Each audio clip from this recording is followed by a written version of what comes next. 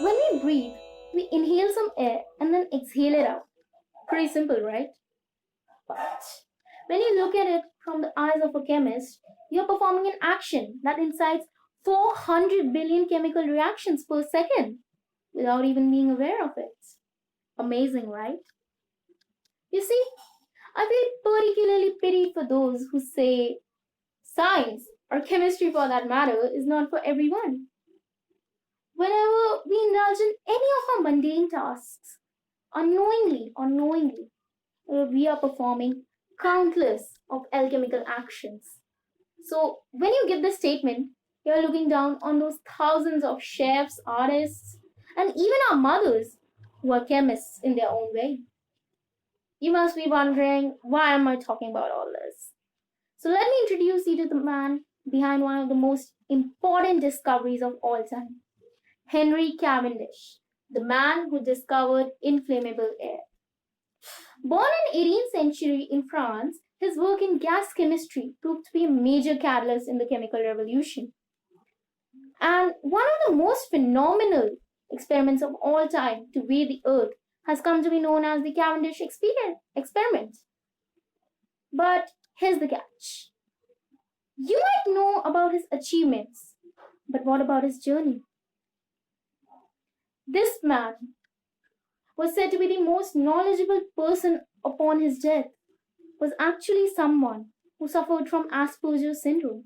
Don't worry, it's not as scary as that sounds. He was notoriously shy, always avoided society, and especially women. Called eccentric because he conversed little and always happened to wear an old fashioned suit. This is the same scientist whose work proved to be a milestone in the research about the composition of atmospheric air, synthesis of water, and whatnot. And do you know, he discovered hydrogen while investigating doubts. I repeat, doubts of top minds regarding oxygen and water being the basic elements. You must be thinking, what's so unique about that?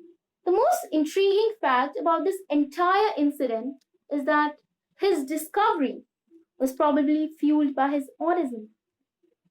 Henry Cavendish saw this world on an entirely different spectrum from others, which helped him discover its mysteries in a more enigmatic way too.